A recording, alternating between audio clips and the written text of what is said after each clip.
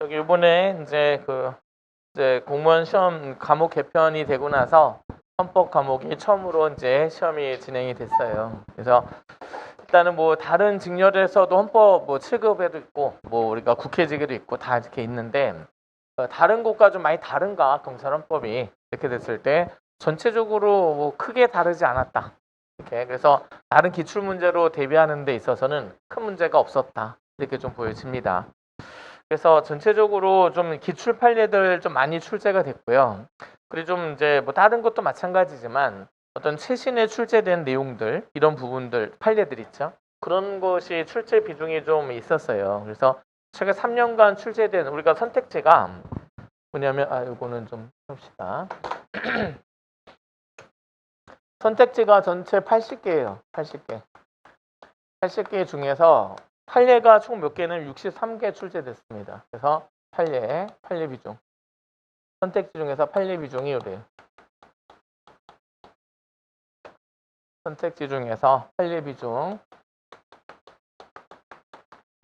이렇게 된다. 이렇게. 그래서 전체에서 이렇게 나머지는 이제 우리가 뭐 원리라든가 개념에 관련된 거, 헌법 조항에 관련된 거, 법률 조항에 관련된 것이 출제가 됐고 63개면은 우리가 거의 80%에 해당해요. 80%. 80% 정도가 이제 우리가 판례가 출제가 되었다. 이렇게 좀 볼 수 있고요.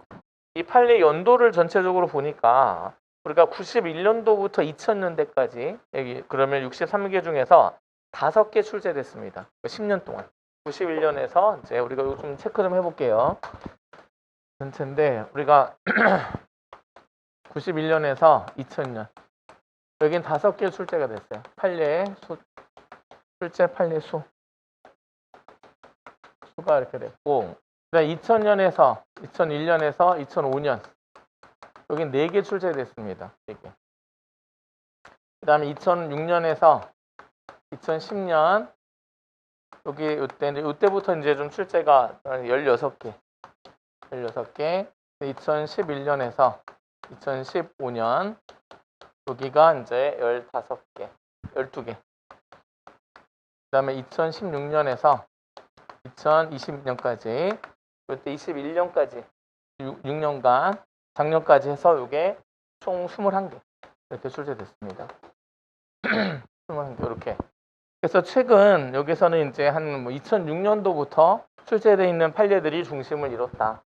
이렇게 이제 보여져요. 그래서 전체적으로 여기에는 주로 개념이나 이거는 케이스 판례가 아니라 여기는 판례인데 뭐냐면 개념이나 원리에 관련된 내용들이 있죠. 우리가 헌법재판소 판례 안에 개념에 대한 설명이 들어가 있는 경우 있잖아요. 그런 것들이 주로 중심이 돼요. 이거는. 그래서 여기에서 출제된 이 판례들은 우리가 그 텍스트 있죠. 교재 텍스트에서 충분히 이제 이게 활용이 되는 거 다 커버할 수 있는 그런 정도의 내용이에요. 그래서 이걸 굳이 뭐 판례를 91년도부터 2005년도까지 판례를 우리가 뒤져가면서 공부할 필요는 없다. 이런 부분이 있고요. 그래서 이거는 교재 텍스트로 충분히 가능하고 여기 있는 것들이 텍스트로 좀 구성이 돼요. 텍스트로 이렇게 되는데 여기서 정답 비중을 좀 보게 되면 여기 있는 게 2개가 나왔어요. 91년도에서 정답 케이스 된 게 이게 그 다음에 이제 여기는 없고 그 다음에 여긴 4개 8개 그렇게 해서 여기 2016년에서 2021년 동안 출제된 이 판례가 정답이 된 게 8개예요. 8개. 그렇게 되면은 전체적인 비중이 33.3%. 33.3%. 그래서 최근에 3년 출제된 내용 있죠. 그 판례 5년 동안 출제된 이 내용이 33.83% 이렇게 되는데 이거를 우리가 조금 더 이제 체크를 하면 여기 6년간 출제된 게 33.3이 아니라 44.4%예요. 44.4. 이렇게 되고 최근 3년으로 체크하잖아요. 최근 3년. 최근 3년간 그래서 2021년 작년, 2020년, 2019년에서 판례 수를 체크하면은 최근 3년간 출제된 건 여기서 13개. 13개고 이 중에 정답이 몇 개냐면 6개가 나왔어요. 6개. 이렇게. 그러면 정답이 이거 전체에서 판례 정답 이 판례 문제만 출제된 게 18개예요. 2개는 원리에 관련된 것이고. 그래서 이게 3년간 출제된 판례 33.3%가 이 판례가 답이 되는 이런 경우가 출제가 됐단 말이죠. 3개 중에 1개가 답이, 3개 중에 1개가 답이 이제 저기 최근 3년간 출제된 판례에서 나온 이런 내용이다. 그렇게 볼 수 있습니다. 그래서 전체적으로 많은 판례가 2006년 이후에 출제돼서 이제 있었던 그런 판례들이 다수 이뤘지만 결국에 정답이 되는 거는 최근 3년간 출제된 판례가 정답이 되었다. 그렇게 되는 거죠. 그러면 우리가 이제 어디에 이제 이거 개념은 이거는 기출 이게 또 3년간 출제된 이 판례가 또 왜 또 어려움이 있느냐면은 이때 출제된 이 판례들은 다 기출 판례예요. 기출 판례. 기출에서 출제된 판례들이란 말이죠, 이게. 근데 이 중에 절반은 신규 판례란 말이죠. 신규 판례 절반이. 이게 절반 이상이에요. 이게 2003년간 출제된 것 중에서 이미 다른 데서 출제된 것도 있어요. 있는데 근데 절반은 또 완전히 딴 데 나오지도 않았던 그런 판례들이란 말이죠. 이게. 그래서 이런 부분 때문에 우리가 앞으로 어떻게 이제 공부를 해야 하느냐 했을 때 기본서 우리가 그동 기본서를 하고서 OX 체크하고 그다음 단원별 모의고사 연습하고 실전 모의고사 이렇게 했는데 거기다가 이제 뭐 우리 경찰 헌법 시험이 뭐 최근 판례까지 나오겠느냐 뭐 이렇게까지 이제 생각한 이런 예상도 있었단 말이죠. 근데 그 비중이나 이런 부분들도 살짝 좀 비슷하 여기 최근에 출제된 것보다 조금 더 최근 게 더 많아졌고 많아졌죠. 그죠? 이렇게 되고 이게 답이 되는 경우도 더 많단 말이죠. 이렇게 되는 이런 상황들이 결정적이기 때문에 우리가 이제 앞으로 8월 달에 대비해서는 우리가 기본 개념 강의도 계속 유지할 거고 그다음에 그 OX 판례 OX 있죠. 이거 계속 추가를 해서 연습을 시켜서 이 부분을 강화할 겁니다. 이 부분. 이렇게 되고 그다음에 이제 마지막에 실전할 때 최신 판례 그거를 많이 좀 그 최신 판례를 문제로 개발을 해서 넣는 게 될 것 같아요. 그리고 문제로 적당하지 않은 것들은 그냥 판례해 가지고 쟁점만 소개하는 프린트를 만들어서 수업을 좀 진행하든가 이렇게 해서 그게 좀 가야 될 겁니다. 근데 이 부분은 사실은 근데 장담은 못 해요. 장담. 왜냐면은 우리 최신 판례 뭐 1년에 출제 판례 나온 게 거의 문건 분량으로 치면 3,000페이지 분량이에요. 그걸 1년 뭐 하면서 이제 우리가 대비한다. 그거를 다 체크하면서 그건 사실은 좀 어렵단 말이죠. 그래서 주요 이제 중요한 판례들 이런 것들을 그걸 선별해내서 그 중에서 적중이 되는 걸 우리가 좀 기대해 봐야 되는 이런 상황이 될 겁니다. 네, 그래서 여기에 이제 일단 맨 처음에 보세요. 처음에 지금 올해 시작하시는 분 있죠. 이번 달이나 시작한 지 얼마 안 되신 분들은 우리가 기본서하고 기본 강의를 통해서 여기 있는 판례 그리고 판례 OX 있죠. 거기까지는 여기 있는 판례 중심으로 나갈 거예요. 여기 있는 판례. 이렇게 되고 단원별 모의고사로 해서 다시 한번 복습할 수 있는 시간 주고 근데 실전 모의고사에다가 여기다 최신 판례 많이 넣을 예정입니다. 그래서 그렇게 넣어서 최신 판례 안에 실전 문제에서 이걸 좀 많이 보완할 수 있게 그렇게 좀 가야 될 것 같아요. 그리고 결국 이게 양이나 이런 부분이 이제 많기도 하지만 결국 정답이 된단 말이에요. 얘네가 정답이 되다 보니까 그거를 몰랐다. 이렇게 되면은 이게 답인지 모르는 이런 상황이 될 수 있어요. 2021년 판례가 하나만 나오면 나머지 판례가 대비돼 있으면 답이 맞출 수 있어요. 2021년 판례가 지금 2개 나온 게 두 개가 한 문제 2개가 들어갔어요. 이렇게 되는 그런 상황이 되다 보니까 이게 이제 문제를 맞히는 것에 대해서 좀 어려움이 발생하는 이런 경우 생겼습니다. 이번 시험에서. 그래서 최신 판례가 다른 거랑 섞여서 하나가 툭 들어가고 나머지 3개 다 아는 판례. 이게 아니라 그냥 2개가 한 문제 들어가 버리거나 이렇게 되는 경우 생겼단 말이죠. 그래서 최신 판례 그거는 우리가 실전 모의고사 마지막 파이널 단계 있죠. 거기서 그 문제 선택지에다가 넣어서 좀 대비를 할 수 있게 이렇게 좀 많이 넣을 예정입니다. 그래서 8월 달 우리가 2차 시험 대비해서는 그 최신 판례 그거를 좀 많이 보완하겠다. 또 그걸 많이 개발해서 선택지를 개발해서 넣어드리고 해설서 넣어드리면 되잖아요. 그죠? 그래서 최대한 좀 많이 개발해서 마지막 강의에서 좀 이제 다 하고 그 좀 보고서 가시는 게 도움이 될 거예요. 그죠? 네, 그래서 그거 좀 잘 신경 써야 될 것 같고 그다음에 전체적으로 우리가 최신 판례 우리가 기존에 처음 하시는 분은 최신 판례 이거보다 여기 있죠. 요거 기본 강의에서 요거를 다 좀 섭렵하셔야 돼요. 이거 대부분 기출 판례고 수업 시간 대부분 다뤘던 그런 내용들인데 다뤘다 하더라도 살짝 좀 채점할 때 이거 아는 거였는데 왜 틀렸지? 이런 경우 생긴단 말이죠. 그게 왜 그러냐면 출제 포인트가 달라졌어요. 포인트가. 왜냐면 그 판례는 맞아요. 이 판례 내가 아는 판례예요. 위헌이에요. 합헌이다. 아는데 아까 우리가 수업 시간에도 얘기를 했지만 이게 이제 왜 위헌인가? 어느 포인트에서 위헌인가? 이런 부분을 달리한단 말이죠. 위헌인데 목적과 수단이 적합하다. 이런 식으로 해서 그 위헌이면은 목적과 수단이 적합하다. 이게 맞나? 이런 생각 때문에 헷갈리고 목적은 적합한 건 알겠는데 수단이 적합한가? 이 판단도 어려워지는 이런 상황이 돼서 문제에서 조금 아는 판례도 정답을 내는데 좀 어려움이 생길 수도 있는 그런 판례 구성이었어요. 그래서 전체적으로 판례 기출 판례를 한다 하더라도 그동안 그 출제가 됐던 뭐 포인트 있잖아요. 이 판례는 위헌이냐 합헌이냐만 하면 된다 하는 그런 판례 많아요. 훨씬 더 많습니다. 많은데 특정한 판례는 아까 얘기한 것처럼 이거 어떤 기본권에 관련된 내용인가 이런 부분에 조금 더 관심을 가지셔야 돼요.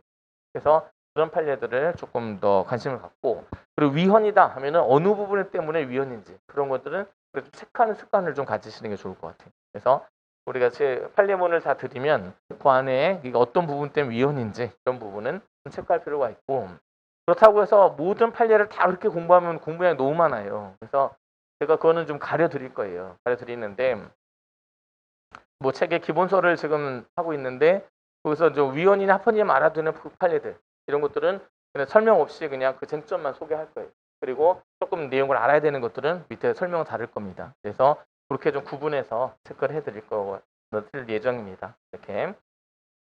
네, 그래서 이번 시험에서 좀 중요한 거는 최신 판례 이런 부분들. 그래서 지금 저 2회독 하시고 이번에 이제 시험 많이 단원벌 모의고사, 실전 모의고사까지 제 강의 따라오신 분들은 이 부분에서 전체적으로 이건 좀 많이 익숙할 거예요. 하는데 여기서 이제 나온 판례들 이런 부분들이 조금 좀 어려웠다 이렇게 생각이 들 겁니다. 그래서 그런 부분 때문에 되는데 8월 달에는 우리가 이제 최근에 출제된 그런 판례들 이런 것들을 선택지를 최대한 개발을 그러니까 이게 자료로 드리면은 읽는 데 힘들어요. 그래서 문제에다가 선택지로 드리는 게 훨씬 효과적이에요. 그래서 그거를 다 소개하고 이렇게 해설 강의에서 할 테니까 그렇게 좀 익숙하게 정리하시면 되겠습니다. 네, 그러면 그 출제나 이렇게 되고 대비는 앞으로 어떻게 해야 되는지 하는 부분들 먼저 좀 정리를 하고 시작을 했어요. 예, 그리고 거기 이제 문제 좀 보시면 문제 뭐 처음 보신 분도 계시겠지만 처음 보신 분들은 나중에 한번 풀어보시면서 한번 체크해 보시고 그러면 우리가 문제 볼까요? 1번 우리가 헌법 개정 절차에 관련된 문제 이거는 단원벌 모의고사나 실전 모의고사에서 너무 많이 풀었어요.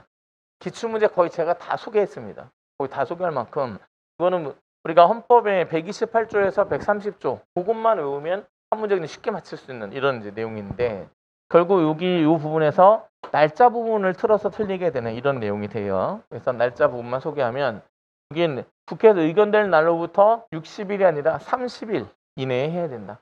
30일 이내에. 그래서 날짜는 헌법 개정 절차 날짜는 20일, 60일, 30일 이렇게 돼 있어요.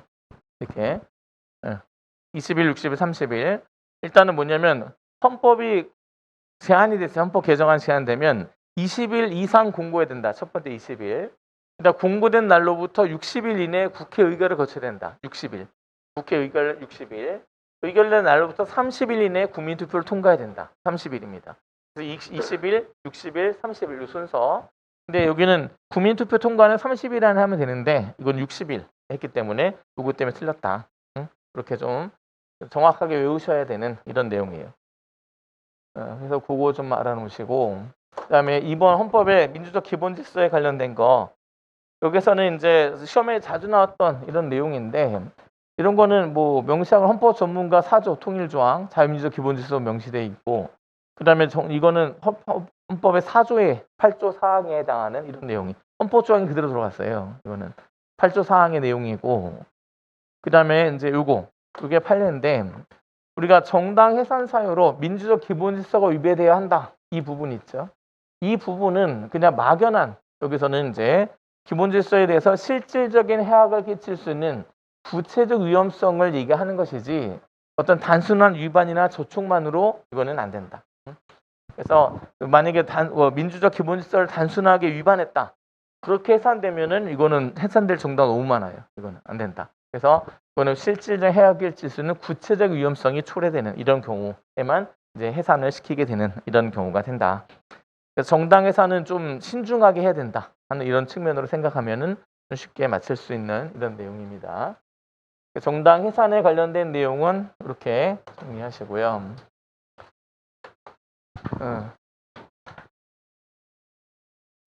그 다음에 이제 법치주의 3번, 요거 1번 볼게요.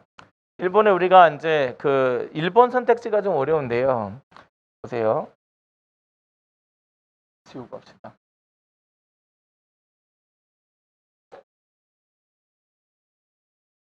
요거는 지금 정리하세요. 실종기간이 국법 시행기간 중에 만료된 때에는 여기서는 이제 그 실종이 개정 민법 시행일 이후에 선고된 때에는 상속에 관해서는 개정민법의 규정을 적용하도록 한 거는 신뢰보훈칙이 위배된다고 볼 수가 있는가 했을 때는 요거는 없다 이렇게 되는 거죠. 신뢰보훈칙이 위배되지 않는다. 무슨 얘기냐면 보세요. 우리가 실종이 되잖아요. 실종이 되면은 5년이 실종된 이후 5년이 경과를 하면 실종 선고를 해요. 법원이. 이 사람은 사망으로 간주가 되면서 아직 시체가 발견되진 않았지만 이제 실종이 된 기간이 길어졌기 때문에 법적으로 이 사람을 사망한 것으로 인정해주고 그 사람이 갖고 있는 재산을 상속하게 해줍니다. 그러니까 뭐냐면 가족 입장에서는 이 사람이 실종된 지 5년이 됐는데 아직 법적으로 살아있단 말이죠. 그럼 그 실종된 사람의 재산 있죠? 처분이 안 돼요. 처분이 안 되고 그냥 그 사람의 배우자가 있으면 재혼이 안 돼요. 뭐 죽었다 이렇게 뭐 근데 죽었다 하려면 시초가 발견돼야 될 거 아니에요. 발견이 안 돼 실종됐단 말이죠. 그래서 5년이 경과하면 실종 선고를 하면 사망으로 간주해줘서 그 사람의 재산을 상속하게 해주고 그 배우자는 재혼을 할 수 있게 해줍니다. 이게 실종 선고 제도예요. 근데 우리가 민법 개정이 이루어졌어요. 실종에 대한 어떤 이제 상속에 관련된 내용이 개정됐단 말이죠. 이게 상속에 관해서 개정 민법이 됐는데 지금 실종이 시작됐어요. 실종됐습니다. 이날. 그리고 5년이 경과했어요. 그럼 실종 기간이 만료됐죠. 그리고 나서 민법 개정이 있었어요. 민법 개정 있고 그리고 나서 이제 됐는데 요 민법 개정은 실종 이렇게 5년 있고 요때 법원이 선고를 했단 말이에요. 선고를. 근데 실종 선고는 이때는 이제 뭐냐면 민법 개정이 요때 된 거예요. 민법 개정이 요때 됐습니다. 그러면 이 법을 이 실종 선고를 한 사람에 대해서 상속이 관련된 내용인데 이 과거의 법이 있었을 거 아니에요. 구법이 있었는데 실종될 당시에는 구법 체제였어요. 그죠? 근데 선고할 당시에는 법이 바뀌었단 말이죠. 그러면 뭐냐면 이 법을 적용할 거냐, 이 법을 적용할 거냐의 문제가 발생하는데 이 신법, 이 법을 적용한다 이렇게 되는 거죠. 이거는 과거의 법을 믿고 움직였던 신뢰보훈칙에 위반되는 거 아니냐 했을 때는 이거는 아니다. 사펀이다. 이런 내용이에요. 사펀. 그래서 여기서는 우리가 이제 실종 선고를 하면 이때부터 사망한 것으로 간주되기 때문에 사망 시점이 이 시점이 돼요. 그러면 상속은 사망 시점에 개시가 되는 것이기 때문에 이거는 이제 개시될 여기 이때 이제 선고가 됐으면 이때 사망한 거죠. 이때 상속이 개시된단 말이에요. 그러면 이 개시될 당시의 법이 이 법이잖아요. 폐법. 그럼 이 법을 적용하는 것이 당연하다. 그렇게 되는 이런 상황이 돼요. 그러니까 민법적인 지식이 있으면 굉장히 쉬울 수 있는데 민법에 대한 내용 우리가 공부를 안 하잖아요. 그죠? 그렇기 때문에 좀 어려울 수 있는 이런 내용이 돼요. 어쨌든 내용은 이래요. 내용은. 그래서 일단 상속은 이 판례는 이렇게 이해하세요. 상속은 사망 시점에 상속이 개시가 돼요. 그럼 그 시점에 법률을 적용한다. 실종된 시점에 법률을 적용한 게 아니라 사망 시점은 이 시점이 돼요. 이 시점. 그래서 이때부터의 어떤 이제 상속을 했을 때는 그 당시 선고 당시에 법을 적용하게 되는 것이다. 그렇게 해서 1번은 그렇게 좀 새롭게 정리를 해두세요.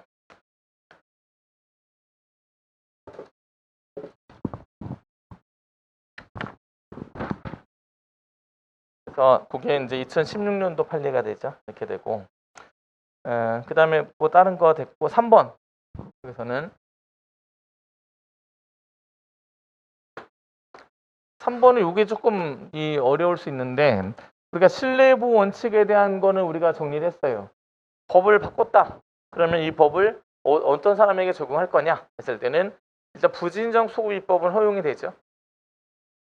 우리가 소급입법 지금 법을 적용해서 과거 일을 다루게 되는데 진정소급입법은 금지돼 있어요. 근데 부진정소급입법은 허용이 된단 말이죠. 근데 부진정소급입법을 허용할 때는 신뢰보온 측은 지켜야 한다. 이게 개념이. 이게 여기까지가. 그럼 신뢰보온 측은 과거의 법을 믿고 움직였던 그 사람들의 신뢰를 보호해야 된다. 이 내용인데 설명 보세요. 객관적 요소로서 법질서의 신뢰성, 항구성, 법적 투명성과 법적 평화를 의미하며 이와 내관된 상호 연관되어 있는 법적 안정성은 한 번 제정된 법규와 원칙적 존속력을 갖고 자신의 이유를 작용하려는 개인의 주관적 기대다. 법적 안정성이랑 상호 신뢰 본칙이 신뢰 본칙이 바뀌었어요. 그래서 법적 안정성의 개념이랑 신뢰 본칙을 자리를 바꿔서 헷갈리게 만든 이런 판례가 돼요. 그래서 이거는 좀 이게 우리가 이 법적 안정성의 개념을 이렇게 표현한 거를 자주 보지는 않았단 말이죠. 자주 출제는 판례가 아니다 보니까. 그래서 이게 조금 낯설어서 어려울 수 있는데 그래도 무난히 다 정답은 많이 맞히셨어요. 정답 3번은. 그래서 많이 맞히는 이런 문제입니다. 네. 네, 됐고.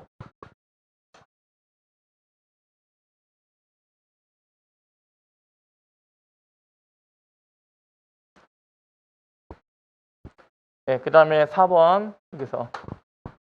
네, 4번에서는 일단 다른 거 선거제도와 관련된 내용인데요. 여기서는 우리가 요거 2번은 요거는 답이 되는 요거는 자주 했었던 내용이에요. 그죠? 선거권 인정되는 경우 아닌 경우 요거는 이렇게 정리했었습니다. 우리가 1년 미만의 자유형 이 사람은 선거권이 인정이 됩니다. 선거권이 인정이 된다. 근데 1년 이상의 자유형에 선고받은 사람 있죠. 이 사람은 선거권이 인정되지 않아요. 이게. 그러니까 우리가 수용자 중에서 실형 선고를 받은 사람들 중에서 1년 미만의 자유형을 선고받았다. 그래서 교도 수감 중이다. 선고해주게 합니다. 이거는 하게 해줘요. 근데 1년 이상의 자유형이다. 선고권 제한됩니다. 근데 1년 이상인데 집행유예를 선고받았어요. 집행유예 선고받은 사람은 선고권이 인정이 됩니다. 이 사람은 인정이 돼요. 그래서 집행유예로 1년 이상인데 집행유예 석방되었다. 그럼 선고권 인정해줘야 돼요. 그래서 선고 인정되는 사람 1년 미만의 실형 선고받은 사람, 그 다음에 1년 이상인데 집행유예로 석방되어 있는 사람, 이 사람도 선고 인정되고 나머지는 안 된다. 이렇게 정리해 놨었단 말이에요. 근데 여기 선고일 현재 1년 이상의 징역 또는 금고 이상의 형의 선고를 받고 집행이 종료되지 않았다. 이 사람은 제한되죠. 근데 그 집행을 받지 아니하기로 확정되지 아니한 사람 또는 형의 집행유예를 선고받고 유예 기간 중에 있는 사람은 선고권이 없다. 집행유예 선고받고 유예 기간 중에 있는 사람 선고권 인정된다 했잖아요. 그죠? 그래서 9개에 나왔단 말이에요. 9개. 그래서 이거 선거제도 많이 했지. 이거는 많이 한 내용이에요. 우리가 수업 시간에 많이 했었던 이런 내용들이다.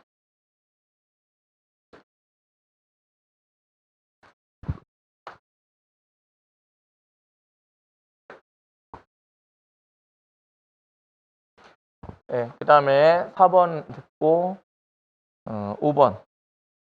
5번에서 보면 불법 체류 외국인이라 하더라도 우리가 근로기준법이라든가 근로삼권이 인정이 된다. 이거 한번 이건 기본 강의에서도 한번 언급이 됐었던 내용이에요. 그죠? 불법 체류 외국인 근로자. 이 사람 근로기준법에 적용 근로의 권리가 보장이 되느냐? 된다. 단결권, 뭐 단체 교섭권, 단체 행동권이 보장이 되느냐? 된다. 이거 했었던 거잖아요. 그죠? 그래서 이것도 불법 체류 외국인 하더라도 인간으로서 보장되는 그 권리는 보장이 되는 것이다. 이거 좀 알아두시고.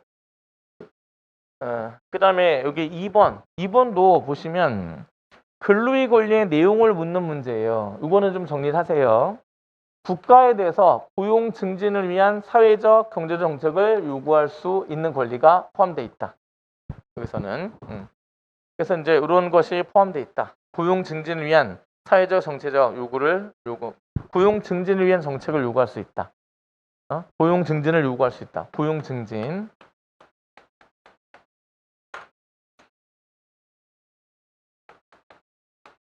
요구할 수 있어요. 이렇게. 근데 여기서 직접이란 말이 들어가면 직접 고용을 요구할 권리가 있느냐 했을 때는 요거는 안 된다. 그러니까 국가에게 어떤 고용 증진을 위한 적극 정책을 요구할 수 있다. 이 표현이 고용 증진 요구로 시험에서 자주 나왔어요. 이게 자주 나왔는데 또 이렇게 나오면 이건 요구할 수 있어요. 근데 직접 고용을 요구할 권리가 있다. 이거는 안 된다. 이게 그러니까 직접이란 말이 들어갔느냐 들어가지 않느냐 이걸로 우리가 시험 때 많이 대비했었단 말이에요. 실전 모의고사 할 때. 그래서 실전 마지막에 요거 많이 준비시켰었어요. 그래서 우리가 고용 증진을 요구할 수 있는 권리는 국가에게 사회적, 정책적, 경제적 정책을 요구해서 고용 증진을 이제 시켜달라 요구할 수 있는 권리가 근로의 권리에 포함되어 있다. 그건 맞다. 근데 정부에게 직접 나를 고용해달라라고 요구할 수 있는 권리는 없다. 그게 이렇게 표현된단 말이에요. 이렇게. 그래서 이거는 이제 안 된다. 이런 것들을 많이 했었던 내용들이에요. 그래서 이것도 좀 체크 잘 해놓으시고 이거 최다 출자는 방송사업자 공법인인데 기본권의 주체가 될 수 있는가? 우리가 공법인의 기본권 주체성을 묻는 이 사례예요. 공법인은 기본권의 주체가 될 수 있다 없다? 원칙적으로 원칙적으로 없죠. 원칙적으로 없는데 이러이러한 경우에는 여기서는 기본권 주체가 될 수가 있습니다. 업무 관련해서는 기본권의 주체가 되는 경우가 있다. 우리가 서울대학교 우리가 뭐 서울대학교라든가 KBS 이런 데는 공법인이죠. 근데 서울대학교는 대학의 자유, 그다음에 KBS는 언론의 자유 이런 기본권의 주체가 되기도 한다. 그 생활 영역에서는 업무 영역에서는 그래서 그런 거 보기에 답이 되는 그런 문제였어요. 그래서 요게 되고 대통령도 했죠 이거. 대통령 그러니까 한 사람의 개인으로서 기본권의 주체가 될 수 있다. 그리고 이제 헌법기관으로서는 기본권의 주체가 될 수 없다. 두 가지를 다 가지고 있기 때문에 상황에 따라 판단해야 된다. 선거에서는 헌법기관으로서 역할이 더 중요하다. 이거 우리가 정리했었던 이런 내용들입니다.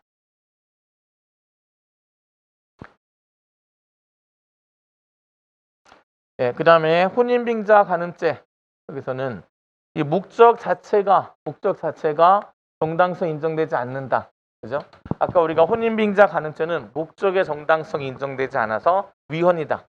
요거 정리했었죠. 그래서 여기 혼인빙자 간음죄는 워낙 이게 유명해요. 그래서 잘 알아놓으시고 6번 문제는 좀 별표를 하세요. 이런 형태가 나오면 이게 어려워지는 거예요. 이게. 그 다음에 배우자가 있는 간사의 간통행위, 간통죄 위헌이죠. 위헌인데 입법 목적은 정당성 인정이 된다. 이거 입법 목적은 정당하죠. 간통죄 규정을 둔 이유가 뭐예요? 간통을 통해서 혼인관계가 깨지는 이런 문제를 보호하겠다. 이런 거죠. 그래서 형사처벌해서 그걸 가정을 보호하겠다. 그런 입법 목적은 정당하잖아요. 그렇죠? 그 다음에 여기서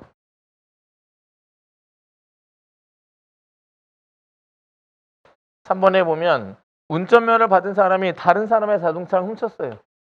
훔친 경우에 여기서는 이 훔친 행위에 대한 행정적 제재를 강화해서 교통상의 이런 확보하는 것은 입법 목적이 정당하다. 필요적으로 면허를 취소하도록 하는 거 이거. 그러니까 이건 다른 사람의 자동차를 훔친 경우에 운전면허를 필요적으로 취소했다. 우리가 필요적으로 취소했다 하면은 이거는 위헌. 임의적으로 취소했다 합헌. 이런 경우예요. 그럼 임의적인 조치로도 가능한 이런 상황인데 필요적 조치를 했기 때문에 최소치미 원칙을 위반해서 위헌이 된단 말이죠. 이게 위헌인데 하지만 입법 목적은 정당하다. 이 문제는 좀 편한 게 친절한 게 입법 목적을 서술해 줬어요. 그래서 내가 머릿속에 알고 있어야 되고 이건 입법 목적 정당했었지. 이렇게 기억해서 풀어야 될 것이 아니라 입법 목적을 이렇게 설명해 준단 말이죠. 그러면은 이건 입법 목적이 정당하다. 이렇게 판단하기가 쉬울 거예요. 그래서 이렇게 좀 친절한 선택지였다. 이렇게 되고 그 다음에 자기 낙태죄 조항 이게 답인데 이거 잘 보세요. 이건 헌법 불합치 위헌 결정 났죠. 이거는 위헌 결정 났다라는 것뿐만 하는 것이 아니라 이거는 최소 침해원칙을 위반했기 때문에 위헌이다. 그러니까 뭐냐면 낙태를 해야 되는 사람마저도 저기를 했잖아요. 낙태를 해야 되는 사람에게도 형사처벌을 가하는 이런 상황이 되기 때문에 어떤 목적을 달성할 수 있을 만큼만 제한을 했어야 되는데 그 이상으로 제한을 한 것이기 때문에 그것이 위헌이 돼요. 그래서 근데 그렇게 우리가 정리했었는데 이건 입법 목적을 달성하는데 적당하다. 적절하고 여기서는 입법 목적은 정당하다. 그죠? 그다음에 수단도 적당하다.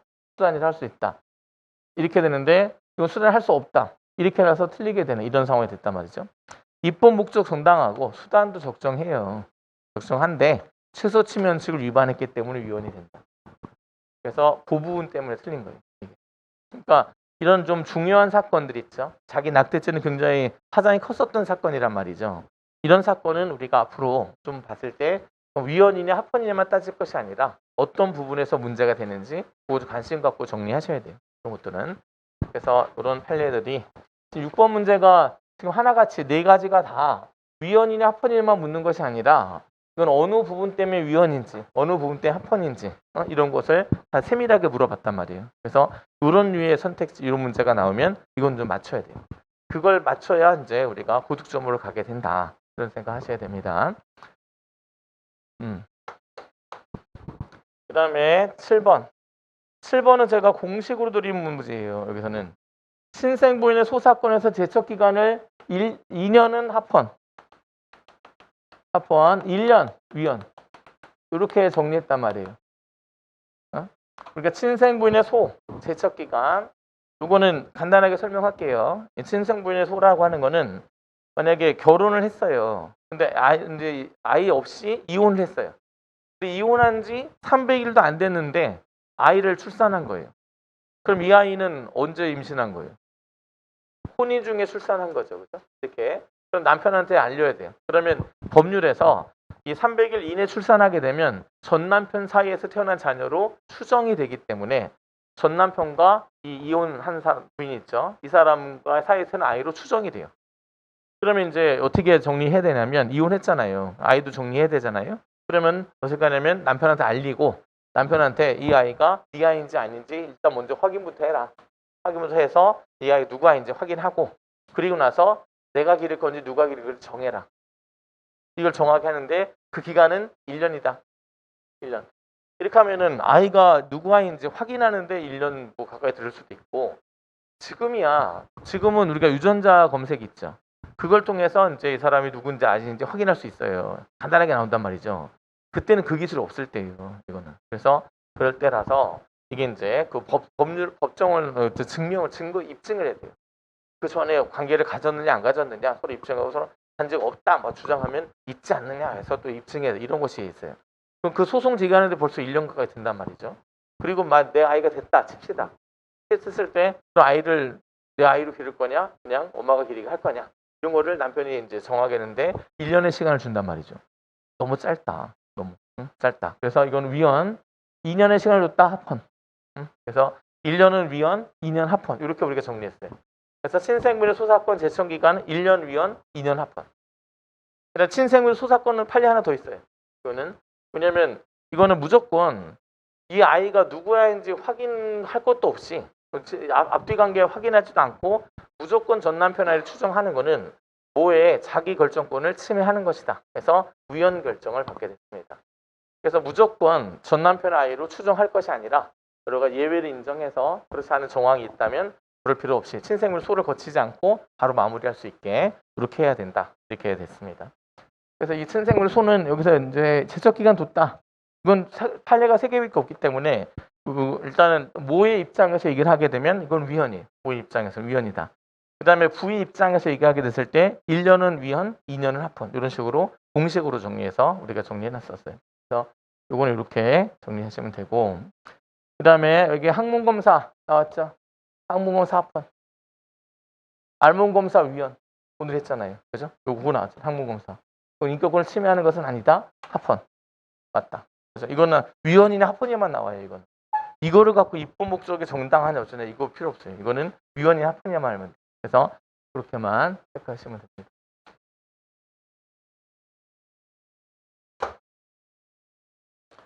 네, 그 다음 또 이거 운동화 민사재판에서 출석한 운동화를 착용하게 해달라. 위헌 이거 합헌이라고 그랬죠. 인격권을 침해하지 않는다 이렇게 얘기했습니다. 그 다음에 이제 사과문 여기 또 사과문 게재 언론사의 사과문 게재 이거 오늘 나왔잖아요. 그죠? 그래서 이거는 해당 언론사의 인격권을 침해한다. 인격권 침해. 언론사는 법인이죠. 법인의 인격권을 침해한다. 맞다.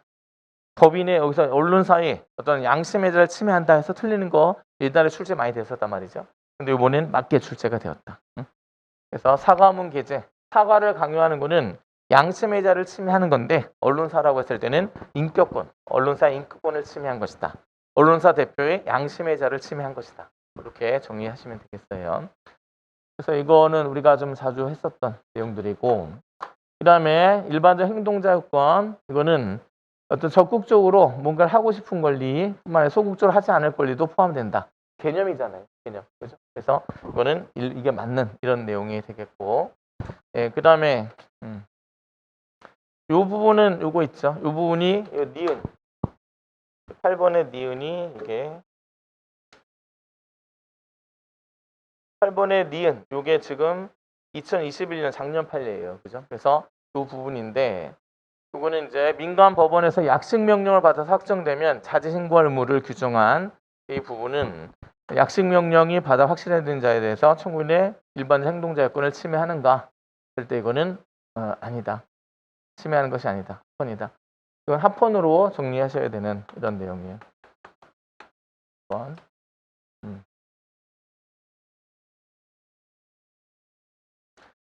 육군장교가 민간 법원에서 약식 명령을 받아서 확정이 됐대요. 그럼 부대에 자진 신고를 해야 된다. 이 규정은 당연한 거예요. 그래서 요거는 그렇게 합헌으로 인정하면 되겠다.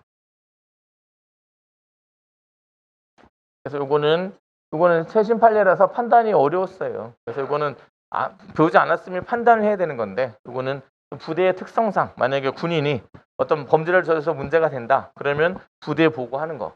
회사도 마찬가지예요. 회사도 자기 어떤 범죄를 저질렀다면은 회사에다 내가 범죄를 좀 보고를 해야 된단 말이에요. 그래서 조치를 받아야 되는 이런 것이기 때문에 그런 맥락으로 좀 판단했으면 좋을 뻔했다. 뭐. 그다음에 일반 행동자권에 이건 아까 보호 가치 있는 것뿐만 아니라 위험한 스포츠를 즐길 수 있는 권리도 포함이 된다. 그러니까 요거 자주 나왔던 이런 내용이고, 그다음에 요거 의료 분쟁 조정 신청 이 부분. 이것도 이제 새로운 21년 판례인데 이것도 그러니까 21년 판례가 지금 니은하고 리을에 두 개 나왔어요. 그래서 어려운 거예요. 그래서 이게 된단 말이죠. 그리고 이건 합답형이란 말이죠.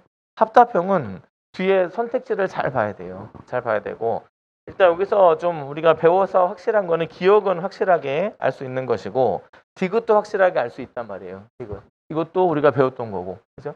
기본 강의에서 다 나왔던 거예요. 기억하고 디귿은. 니은하고 리을이 좀 문제가 되는데 일단은 여기에서 기억하고 디귿이 들어간 거 2번하고 4번이에요. 그죠? 2번하고 4번. 이렇게 되는데 그럼 니은하고 리을 이걸 잘 판단해서 확률을 50%로 찍을 수 있었던 문제. 그러니까 이거는 이거 봤을 때 선택지 구성 합답형은 잘 요령이 있어요. 합답형은. 이거는 뭐 기억니은들 보기를 제시하고 이제 만든 거 고르시오. 또는 틀리는 걸 고르게 하는 문제들도 많아요. 합답형 문제에서는. 까딱 잘못하면 틀리는 걸 고르라고 했는데 맞는 걸 골라서 맞는 걸 조합을 찾아서 답변하면 안 됩니다. 틀리는 걸 고르는 문제가 더 많아요. 이게. 근데 이거는 맞는 걸 옳은 것을 모두 고른 것은 이렇게 돼 있죠. 그죠? 이렇게 됐는데 옳지 않은 것을 고른 것은 이렇게 해서 했는데 그 답을 거꾸로 내서 답을 하는 이런 경우, 그래서 틀린 경우 많이 있습니다. 그래서 이 합답형 문제는 조심하셔야 돼요. 옳은 걸 고르는 건지 틀린 걸 고르는 것인지 이거 잘 판단하셔야 돼요. 그래서 니은하고 리을 이렇게 되는데 요게 좀 어려웠던 게 이 판례가 조금 이제 의미가 있는 게 보세요. 우리가 이제 뒤에 뭐 실전 모의고사 할 때도 많이 반복했었던 건데 어떤 분쟁이 발생하면 법원에서 재판을 통해서 해결을 해요. 그죠? 재판을 통해서 해결하는데 이게 이게 재판이 워낙 많고 그다음 전문성이 떨어지다 보니까 행정 단위에서 준사법 절차로 이제 분쟁을 처리하는 시스템들을 다 갖췄어요. 근데 대부분이 뭐가 어떤 식으로 운영되냐면 행정적 사법 절차를 준사법 절차를 거치지 않고도 소송을 갈 수 있게 해줍니다. 그렇게 해서 해야지만 재판 청구권이 제대로 보장이 된다. 이게 큰 흐름이었어요. 이게 큰 흐름이 됐는데 최근에 와서 사안에 따라서 이게 반드시 이거 행정적인 준사법 절차를 거치고 가야 하는 절차들이 자꾸 늘어난단 말이에요. 왜냐면 법원으로 이거 안 하고 가도 된다. 이렇게 해서 일괄적으로 하다 보니까 대부분 준사법 절차의 기능이 좀 문제가 되는 이런 상황이 될 수 있어요. 그래서 우리가 이 준사법 절차를 필요적 전치주의를 갈 거냐 임의적 전치주의를 갈 거냐 하는 거는 입법 재량상의 문제가 되기 때문에 헌법적으로 정의되어 있지 않아요. 그래서 국회가 요즘에는 적극적으로 해서 준사법 절차를 거치고 이제 법원을 가게끔 하는 이런 절차를 상황에 따라서 규정하는 경우가 있어요. 그걸 출제한 거지. 이게 그래서 이건 최신 판례이기도 어렵고 최신 판례라서 어렵기도 했고 내용도 그러니까 원래 알고 있었던 그런 필요적 전치주는 위헌이다 이렇게 공부해놨었는데 거기다 예외를 출제하는 바람에 리을이 굉장히 좀 어려웠었던 이런 내용이 됩니다. 그래서 이거는 좀 어려웠던 리을을 판단하기가 쉽지 않았어요. 근데 2번하고 4번 근데 보세요. 2번하고 4번에서 리을은 둘 다 들어가 있어요. 지금 2번 우리가 기억하고 디귿을 확실하게 안다는 전제 하에서 보면 디귿은 둘 다 들어가 있단 말이죠. 그럼 이거는 판단할 거 없이 맞다 이렇게 보고 니은에 대한 판단만 도전하시면 되는 이런 상황입니다. 합답형은 그렇게 하셔야 돼요. 그러니까 4개 중에 내가 몇 개를 고를지 모르잖아요. 2개가 맞을지 3개 맞을 수 있는데 확실한 거 일단 체크해놓고 선택지에서 버릴 거 버려놓고 그리고 나머지에서 하다 보면은 저절로 4번은 저절로 맞게 된다는 걸 판단할 수 있단 말이에요.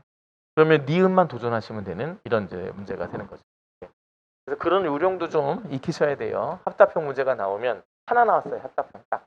그거 할 때는 조금 이제 선택지도 좀 활용하시면서 확률을 높여나가는 찍기를 하셔야 돼요.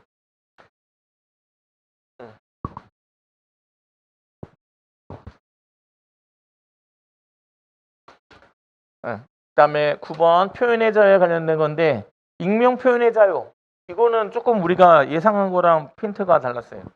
우리가 익명 표현의 자유가 최근에 판례가 바뀐 게 뭐냐면 일단 일반적으로 익명 표현의 자유는 보장이 된다. 그래서 우리가 인터넷 실명제 실명제를 요구한다. 실명 확인제를 다 위헌이었어요. 선거 기간에서는 실명을 요구하는 거 합헌이었단 말이죠. 최근에 위헌으로 바뀌었어요. 거의. 최근에 판례에서.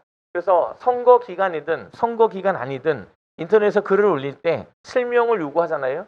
싹 다 위헌이다. 그래서 그렇게 정리했어서 갔는데 그게 안 나고 딴 게 났어요. 저는 익명 표현은 표현의 자를 행사하는 하나의 방법으로서 그 자체로 규제되는 것은 아니고 부정적 효과가 발생하는 것이 예상되는 경우 한해서 규제할 필요가 있다. 모든 기본권에 대한 일반 논리잖아요. 그죠? 이거는 기본권은 그 자체로 규제되는 것이 아니고 부정적 효과가 발생하는 경우에 예상된다. 그럼 규제해야죠. 표현의 자유뿐이겠어요? 모든 기본권이 다 그래요. 그래서 일반적 진술을 넣어서 이렇게 맞게 되는 선택지를 했어요. 그럼 우리가 이거는 좀 너무 어렵게만 생각하고 준비한 게 아니면은 굉장히 당황하고 이렇게 하지만 않으면 쉽게 좀 판단할 수 있는 이런 건데 이거를 처음 보면은 이거 맞는 건가? 확신이 안 서고 이게 지금 옳은 것을 고르는 몇 안 되는 문제인데 이거를 판단하기가 쉽지 않은 이런 상황이 될 수 있어요. 네. 네, 그 다음에 여기서 보면 이는 헌법상 표현의 자유 보호 영역에 대한 한계를 설정하기 위한 것이다. 됐고요. 다른 거 음란 표현 이거 나왔죠. 자유 헌법에 언론 출판의 자유 보호 영역에 있다고 봐야 된다. 그래서 이게 맞는 거고 지금 이거 뭐죠? 원이 음란 표현 이렇게 이거는 언론 출판의 자유 보호 영역 밖에 있다고 보는 것이 아니라 안에 있다 이렇게 되는 것이고 그다음에 인터넷 언론사에서 90일 전부터 이런 걸 게재하는 거는 표현의 자유를 침해하는 게 맞습니다. 그래서 이거는 90일 동안 이거를 무조건 게재하는 것을 금지하는 것은 위헌이다. 이거는 위헌이냐 합헌이냐만 좀 알면 되는 이런 이제 내용이 되는 것이고 그다음에 10번 이거는 헌법 조항이 나와 있어요. 헌법 조항. 그래서 우리가 이제 헌법 12조에 나와 있는 내용이 있죠. 이거를 그대로 다 이렇게 다 넣어서 숨은 그림 찾기 문제였어요. 그래서 쭉쭉 읽어가면서 이거는 자주 읽었었던 내용이다라는 것을 느끼면서 풀어야 되고 요 부분 우리가 요 부분 이게 거슬려야 된다. 이게 신문. 모든 국민은 신체의 자유를 가진다. 누구든지 법률과 적법한 절차에 의하지 아니하고는 체포, 구속, 압수수색을 받지 아니하며 법률에 의하지 아니하고는 처벌, 보안 처분, 강제 노역을 받지 않는다. 이래야 되는데 신문이 들어갔단 말이야. 신문. 그러면 신문까지 무슨 어떤 적법 절차 원칙을 해야 되느냐? 이렇게 해야 되는 거 이거는 좀 아니란 말이죠. 그래서 저거 하나를 골라낼 수 있어야 된다. 판례도 아니고 헌법 조항 다 1, 2, 3, 4번이 헌법 조항인데 글자 두 글자 넣어놓고서 그게 잘못 들어간 걸 찾아내는 그런 문제. 이런 거 하려면은 헌법 조문 자주 읽으세요. 자주 읽으시고 중요한 헌법 조항은 우리가 다 기본권에 관련된 거 있죠. 1조부터 40조까지. 이건 무조건 뭐 100번 읽는다 이렇게 생각하시고 자주 좀 읽으세요. 이거는. 그래야 풀 수 있는 그런 문제. 이거 하려고 또 뭘 대표할 건 없잖아요. 한 번만 열심히 읽으면 되는 이런 내용이고. 예, 그 다음에 이거 다 개인정보 자기결정권. 성범, 이거 통문제. 성범죄에 대해서 신상 공개하는 거 위헌이냐 합헌이냐 이거인데, 아동 청소년 성매수죄 합헌, 성적 목적 공공장소 침입죄 합헌. 그죠? 이거 둘 다 이거 다 침해하지 않는다 이래야 돼요. 그래서 이렇게 되는 건데, 그 다음에 통신매체 이용 음란죄, 이것만 위헌이죠. 이것만. 그러니까 이 사람을 이제 신상 공개하는 건 위헌이에요. 근데 이거는 자기 결정권을 침해한다. 요거는 이제 맞는 이런 내용이 되겠고, 그 다음에 가상의 아동 청소년 이용 음란물 배포죄, 이것도 신상적으로 공개하는 거 합헌이란 말이에요. 합헌인데 자기 결정 침해한다. 위헌으로 설명했죠. 그죠? 그래서 틀렸다. 길긴 한데 판단 우리가 봐야 되는 거는 어떤 범죄냐 보고 신상정보 공개에 관련된 내용이죠. 위헌이냐 합헌이냐만 보면 되는 이런 내용들이에요. 그래서 이런 건 공식으로 아까 정리한 것처럼 통신매체 이용 음란죄만 빼고 나머지 다 합헌이다. 이렇게 정리하시면 되는 내용입니다.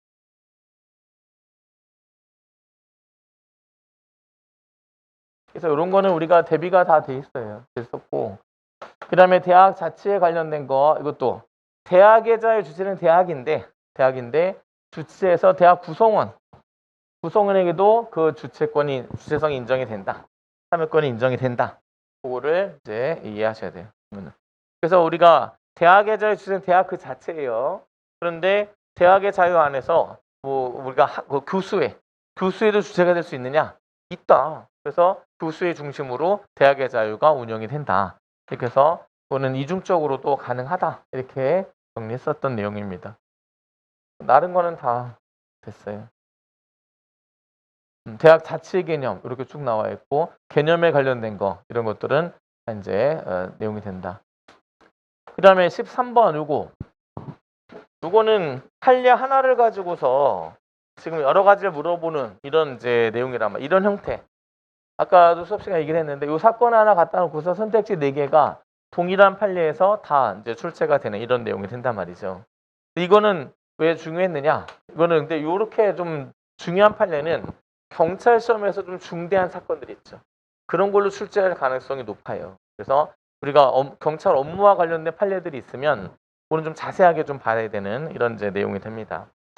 그래서 자세하게 좀 봐야 된다.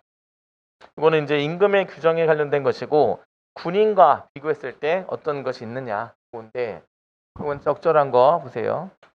공무원 보수 규정에 해당 부분이 자신의 평등권, 재산권, 직업 선택의 자유, 행복 주권을 침해한다고 주장하는데 기본권 충돌에 해당한다. 청구인의 이 기본권이 여러 가지가 제한된다 주장하는 거죠. 기본권 충돌이 아니라 경합이란 말이죠. 경합. 응?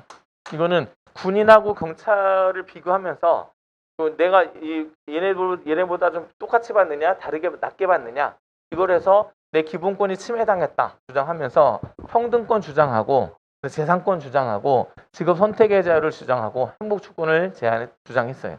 그렇게 됐을 때 이걸 다 심사하는 것이 아니라 이거는 여기서는 이제 평등권만 심사하게 되는 이런 상황이 됐단 말이죠.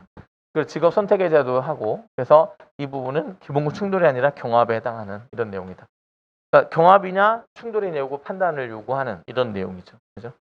이거 잘 보시고, 그 다음에 여기서는 제 신문을 보면서 공무원 보수 규정상의 분급표에 있어서 본질적으로 경찰 공무원 군인이 공무원 보수 규정에 관련돼서 동일한 지위에 있다고 볼 수 있느냐 했을 때는 그렇다.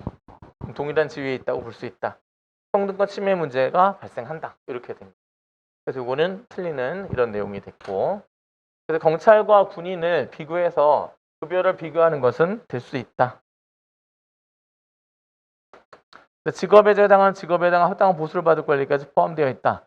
이거는 직업의 저의 개념이에요.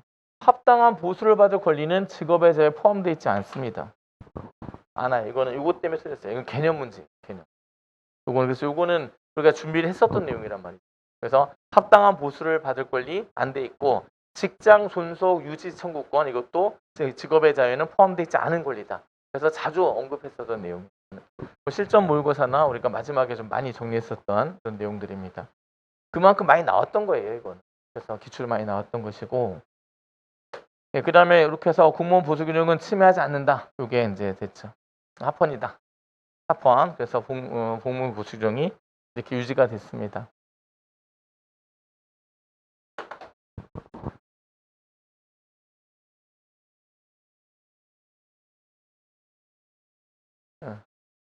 그래서 전기통신법 통신의 개념이 이렇게 나와 있고, 전기통신 무역 제공에 관한 계약을 체결하는 경우 전기통신 사업자로 하여금 가입자에게 본인 임을 확인할 수 있는 증서를 제시하도록 하는 것은 부정 가입 방지 시스템을 이용해서 본인 여부를 확인하도록 하는 거. 이게 지금 4번의 2번 판례죠. 2번 판례가 이것도 2019년 판례예요. 그래서 이것도 우리가 좀 대비가 안 돼 있었던 이런 내용이죠. 이거는 이게 답이 되는 이런 경우였어요. 나머지는 다 이제 했었던 내용들이고, 여기서는 좀 보세요. 미결 수용자가 교정실을 해서 규일 위반 행위를 해서 금지 처분을 받은 경우에 서신 수수, 접견, 전화 통화를 제한하는 거, 이거는 통신의 자유를 침해하는 것이 아니다. 통신의 자유와 관련되는 이런 내용이다. 아까 우리가 글을 못 쓰게 하는 건 표현의 자유를 제한한다고 했죠. 내 편지를 써서 전달하는 걸 제한하는 것은 통신의 자유를 제한한다 하는 것이 맞는 이런 내용이 돼요. 그래서 이거는 합헌이다. 그 다음에 여기 인간다운 생활할 권리, 여기 사회권에 관련된 내용, 이게 출제가 됐는데 여기서는 이거 하나만 좀 봅시다. 65세 미만의 일정한 노인성 질병이 있는 사람의 장애인 활동 지급여 신청을 제한하는 거. 이거는 여기서는 이제 노인장기요양보험법에서 65세 미만의 자로서 치매, 뇌관성 뇌혈관 질환 이런 대속률을 정하는 노인성 질병을 가진 자에 관해서는 합리적인 이유가 있다고 할 것이므로 평등권 원칙에 위반되지 않는다. 평등 원칙에 위반된다. 그러니까 65세 미만인 사람은 이건 재활이라든가 이런 것이 가능해요. 그래서 65세 이상의 사람에게 제한하는 거는 합헌이에요. 이거는 근데 뭐 지원금을 준다든지 재활을 지원한다든지 하는 거. 근데 65세 미만인 사람이 그거를 안 주는 거, 이거는 위헌이에요. 65세 이상은 아직 젊다 이렇게 판단하는 거예요. 그래서 65세 미만은 재활할 수 있고 더 10년, 20년 더 할 수 있는 것이기 때문에 이 사람들 지원을 해주는 것이 타당하다. 65세가 넘으면 노화가 되고 있는 사람을 지원해서 다시 재활을 시켜서 살려낸다 하는 거는, 그걸 지원한다 하는 거는 좀 비효율적일 수 있는 이런 경우가 돼요. 그래서 65세 미만은 좀 줄 필요가 있다. 이렇게 되는 거죠. 그래서 이렇게 요거는 이렇게 좀 보면 되겠고,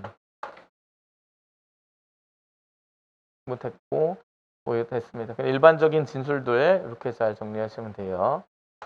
네, 그 다음에 우리가 16번 근로의 권리. 근로의 권리에서는 일단 여기서 좀 보세요. 일단 이건 다 이거 했던 거, 노동조합은 근로의 권리의 주체가 될 수 없습니다. 근로의 권리의 주체는 근로자만 되고 노동조합은 근로 3권의 주체만 될 수 있어요. 이거는 이 단원에서 제일 중요하다고 하면서 우리가 많이 강조했었던 내용이에요. 이건 평상시 이거는 공부를 1회독, 2회독 하면 그 기본 회독할 때 나오는 내용이에요. 이거는. 그래서 근로의 권리의 주체는 근로자만 되지 노동조합은 안 된다 하는 거는 자주 나왔던 선택지입니다. 이거는. 그 다음에 해고 예고제도, 이거 해고 예고제도는 우리가 2개 정리했어요. 3개월 위헌, 3개월 합헌. 그 다음에 6개월이 나오면 위헌. 이렇게 2가지 공식으로 정리했어요. 우리가 해고 예고제도라는 거는 이런 거예요. 만약에 오늘 일을 하고 퇴근하는 근로자에게 사장이 불러가지고 오늘까지 수고했어, 오늘까지 급여 딱 주면서 내일부터 나오지 마, 이게 갑자기 해고를 하게 되었다. 이렇게 되면 이거는 그 사람에게 굉장히 큰 사건이 되는 거죠. 이렇게. 그래서 어떻게 하냐면 오늘 해고 통보를 하면 30일의 시간은 줘야 돼요. 그러니까 해고 통보하고 30일 이후에 해고를 시켜야 되는 거예요. 그러니까 뭐냐면 그 해고를 통보를 했죠. 30일 한 다음 달까지만 나오고 그 다음 달 안 나와도 돼. 그 기간 동안 다른 직장 좀 알아봐. 이렇게 하면서 이제 30일의 시간을 주면서 예고를 한단 말이에요. 해고 예고를. 그러면 해고 예고를 안 하고 해고시킬 수 있는 사람은 누구냐? 했을 때 이거는 이렇게 정리합시다. 해고 예고제 제외 대상에 관련된 문제인데 이거는 이제 6개월 미만 근로자 일을 시작한 지 6개월 미만이 된 자에 대해서는 해고 예고 없이 통보하는 거. 이거는 위헌.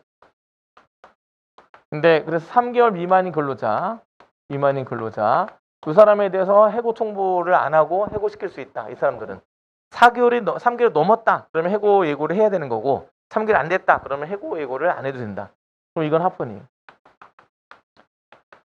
그래서 해고 예고제를 적용시켜야 될 대상을 6개월 이상의 근로자에 대해서만 해고 예고를 하고 6개월 미만은 해고 예고할 필요 없이 바로 해고할 수 있다. 위헌.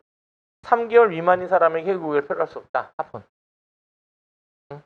알겠죠? 그래서 근무 기간이 늘어나면 늘어나잖아요. 근무 기간이. 그러면 계속해서 이 회사에서 내가 일을 할 수 있을 거라는 어떤 기대는 할 수 있단 말이죠. 근데 그런 사람에게 해고 예고도 없이 그냥 해고를 시키는 건 안 되겠죠. 그죠? 그래서 앞으로 계속 나는 여기서 꾸준히 일해왔으니까 계속 근무를 할 수 있을 거다라는 기대를 가지고 있는 사람들에게는 해고 예고를 해야 돼요. 근데 그게 아닌 짧은 기간 일해서 한 사람들에게는 예고 없이 해고를 시킬 수도 있다. 그 기간은 얼마냐? 6개월 미만으로 잡으면 위헌, 3개월을 잡으면 합헌. 이렇게 정리해서 갖고 있어야 돼요. 이거는 해고 예고제도. 그래서 이거는 두 개만 보면 돼요. 그래서 이건 다 여기 근로에 관해서는 지금 다 예상이 가능했었던 이런 이제 내용들이 나와져 있습니다. 예, 그 다음에 청원경찰 이것도 나왔어요. 이것도 우리가 정리했던 내용이고 청원경찰 이 부분은 뭐냐면 청원경찰에게 근로삼권을 침해한다. 잘 보세요. 청원경찰은 공무원이 아니에요. 공무원 아닙니다. 일반인.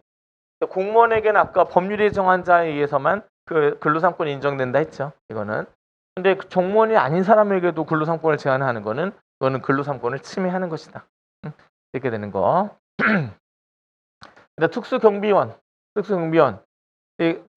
이거는 이제 청원 경찰인데 특수경비를 담당하는 사람들이 있죠. 이 사람들이 쟁의행위를 금지하는 거는 이거는 합헌이다. 합헌.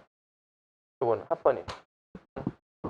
그러니까 이것도 이제 예외적으로 뭐냐면 청원 경찰은 근로삼권 인정이 됩니다.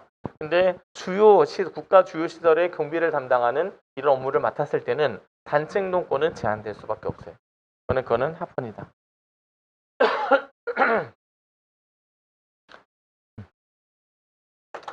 그 다음에 17번.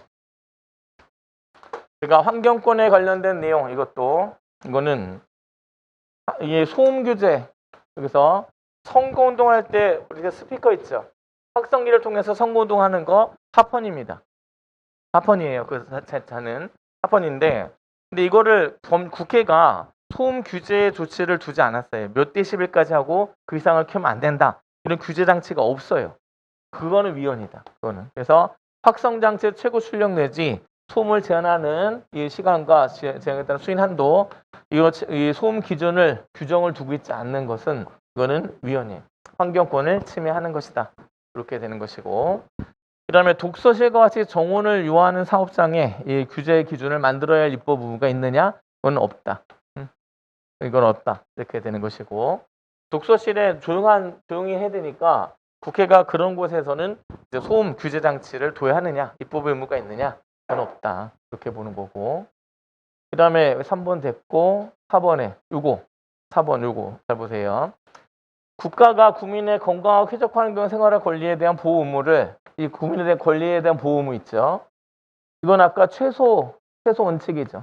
최소 원칙. 그러면 이 권리에 대한 기본권 보호의 의무는 이거는 최소 원칙을 기준으로 하고 여기에 적용되는 원칙은 과소 보호 원칙이란 말이에요. 과소 보호 금지 원칙. 이렇게 되는데 여기는 과잉 입법 금지 원칙으로 나왔잖아요. 그죠? 이것도 시험 문제 나왔던 기출문제 나왔던 이런 내용들이. 이것도 한번 우리가 경험했었던 이런 내용. 딱 한 번 출제가 실전 모의고사에서 다뤘던 이런 내용입니다. 그래서 이런 것들도 좀 소개가 됐었는데 이게 좀 출제가 됐어요. 이게 답이 됐어요. 이거 굉장히 어려운 문제예요. 이거 어려운 문제. 이거는 안 하면 안 풀어봤으면 이거는 풀 수가 없는 그런 내용들이. 그래서 이렇게 보시고 그 다음에 요거 18번의 재판 청구권에서 이 증인이 재판 법정에서 증언을 해야 되는데 피고인에게 불리한 증언을 해야 돼요. 근데 피고인이 조폭이에요. 그리고 조직원들이 다 방청석에 있어요. 거기서 얼굴 내놓고 이 사람에게 불리한 진술을 마음껏 할 수 있겠어요? 이 조폭은 가둬지겠죠. 내가 부하 직원들이 옆에 있는데 걔네들이 내가 집에나 갈 수 있게 되겠어요? 문제가 된단 말이죠. 그래서 몰래 들어가서 이제 뭐 유리벽이라든가 해서 신원을 밝혀지지 않은 상태에서 차폐 시설을 만들어 놓고 이게 증언하게 하도록 하는 거는 이건 합헌이다. 합헌. 그 얘기예요. 이거 합헌. 이거. 그거 하나 잘 잡아 놓으시면 되고요. 그다음에 이렇게 요거 형사 재판 중에 출구 이거 많이 풀었어요. 출구 금지된 사람 이거 합헌. 무죄 추정연칙 위배되지 않는다. 이것도 많이 했었던 이런 내용이고. 그다음에 19번.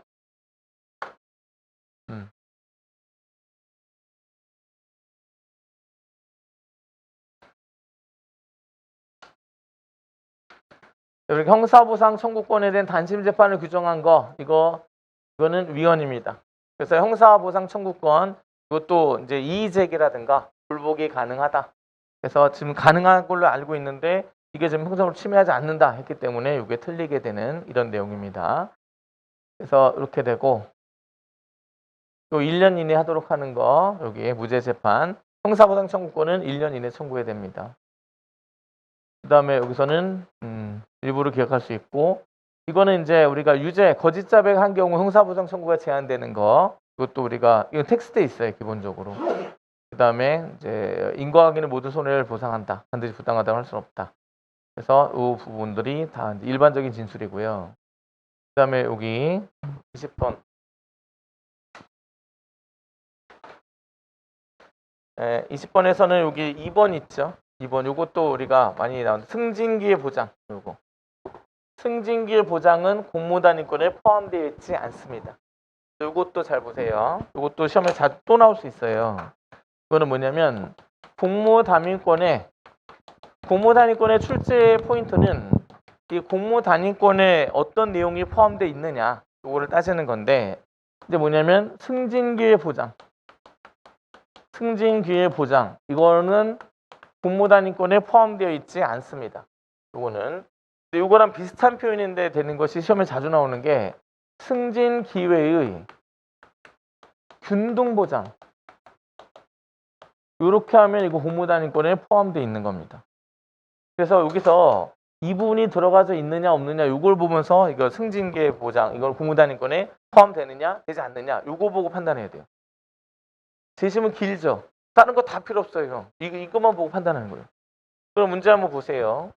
공무단위권의 보호 영역에는 일반적으로 공직 취임기의 보장, 신분 박탈, 직무의 정지가 포함될 뿐이고 승진 시험의 응시 제한이 나이를 통한 승진기의 보장 문제는 공직 직무의 유지나 업무의 영향을 주지 않는 단순한 내부 인사에 관한 문제에 불과해서 공무단위권의 보호 영역에 포함된다고 보기 어렵다. 승진기의 보장 문제는 공무단위권에 포함되어 있지 않습니다. 그래서 이거는 안 된다. 이게 나와서 이게. 그래서 승진기회 보장 문제잖아요. 그죠? 승진기회 균등한 보장 문제. 이렇게 균등한이란 말이 들어가면 공무단위권에 포함이 되는 거예요. 알겠죠? 이 말은 무슨 얘기냐면 공무원이 되잖아요. 무조건 승진시켜주겠다. 그게 권리다. 기본권에. 승진은 능력에 따라 될 수도 있고 안 될 수도 있는 거잖아요. 그죠? 그게 권리는 아니에요. 그죠? 그래서 이거는 그걸 보장하겠다. 아니다. 그죠? 근데 승진을 보장해 주는 건 아니지만 승진할 수 있는 기회는 똑같이 모든 사람이 균등하게 보장해 주겠다. 그건 주장할 만하잖아요. 그죠? 내가 되든 안 되든 기회 균등은 받아야죠. 그죠? 그래서 이거는 공무단위권에 포함되어 있는 것이고 이거는 되어 있지 않다. 그래서 여기 균등한이 들어가져 있느냐, 있지 않느냐를 이거 판단하셔야 돼요. 이거는 시험에 굉장히 자주 나왔었던 거예요. 자주 나왔었던 포인트가 그대로 나왔었어요.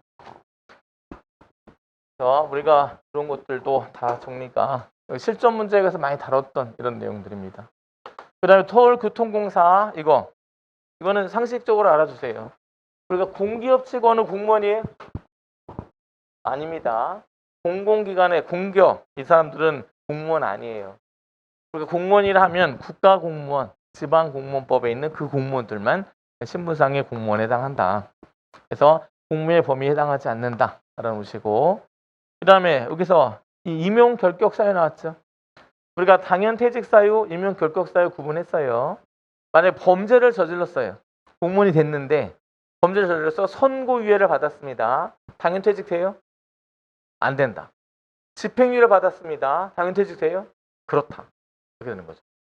그래서 선고유예는 당연 퇴직이 안 되고 집행유예는 당연 퇴직이 된다. 다만 수뢰죄를 통해서 선고유예를 받았다. 그럼 당연 퇴직됩니다. 뇌물을 받아서 선고유예 가볍게 처벌됐어요. 그러면 가벼워도 이건 당연 퇴직이 되는 거예요.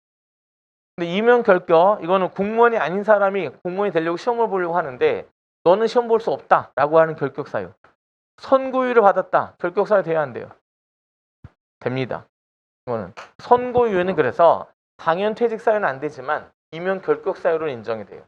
그래서 선고유예 여기는 선고유예 나왔죠. 금고 이상의 선고유예에 임용 결격 사유로 인정하는 거 합헌이다. 공무단위권을 침해하지 않는다. 침해한다 이렇게 들린 거죠. 이거는 우리가 임용 결격 사유랑 당연 퇴직 사유 구분해서 외웠단 말이에요. 이거는 그래서 그걸 갖고 하면 이건 좀 쉬웠었어. 이런 내용들이 됩니다.